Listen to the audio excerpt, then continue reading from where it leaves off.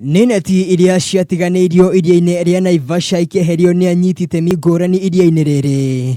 Kĩoneki kĩnene arĩ kũnina ria rĩa Water Hyacinth rĩrĩa rĩkoretwo rĩkĩmera na gĩkĩro kĩnene no na makĩria kũgitĩra thamaki itigakue.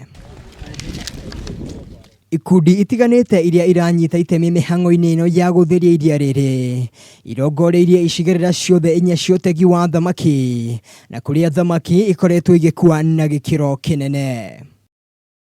Afitha wa ũtegi wa thamaki Naivasha Raymond Mwangeta nĩ atarĩirie thutha wa mĩhang'o ĩno nĩ megũcokia thamaki ingĩ thĩinĩ wa iria rĩrĩ. There will be no fishing until Friday, that is when it will resume. Simon Kimani ũrĩa nĩ ũmwe wa arĩa merutĩire gũtheria iria rĩrĩ augĩte mĩhang'o ya ũtegi wa thamaki nĩ kunderete na njĩra nene matukũ-inĩ ma ica ikuhĩ. Wanatoa wanabakisha tu maneti huko ndani. Kuosha ni kutoa zile nyavu zimeisha zenye zimebaki huko ndani. Na wategi a thamaki nĩ maikĩtie rĩtana rĩa gwetherwo njĩra cia kũnina kaimana mũmera wa Water Hyacinth.